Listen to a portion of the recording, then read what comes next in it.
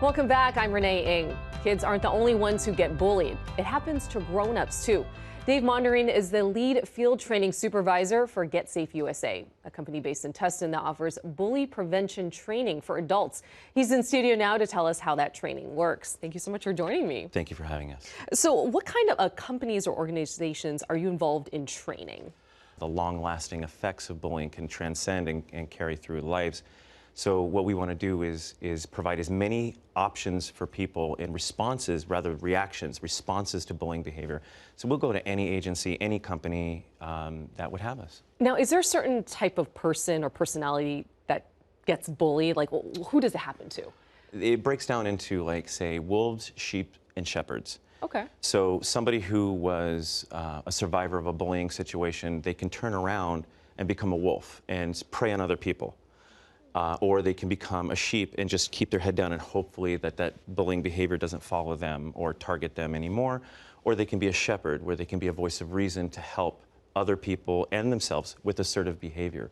But what we want to do is empower people to be able to say, hey, this far, no further, when appropriate, when it's safe for them, or to report it to HR or create a paper trail. And speaking of HR, if someone is being bullied or harassed, should they just go to HR? Like, isn't that what they're there for? Yeah, yes and no. I mean, HR tends to be there to indemnify the agency or the company, which is fine. There's nothing wrong with that. There are good reasons for that. When you do document and you have to take it to HR or you take it to an appropriate party, you have a list of what happened. And it's not like you're tattling, and that's a stigma that we have to combat.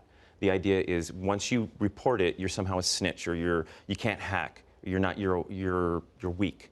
It's not the person who reported that did the wrong thing. It's the person engaging in the bullying behavior who did the wrong thing. That's the person. Can you give me an example too? So you said document.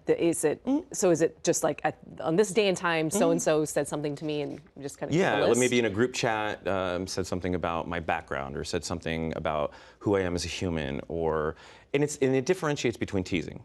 Teasing is a two-way street, and if you tease me, I should be able to tease you, and we should both be laughing about it. But when the teasing becomes lopsided and it becomes incessant, or the cues aren't being picked up as far as, hey, you know what, I'm uncomfortable with the way you're talking about my family or my background or who I am, speak up when it's appropriate. You don't want to put yourself in a bad situation.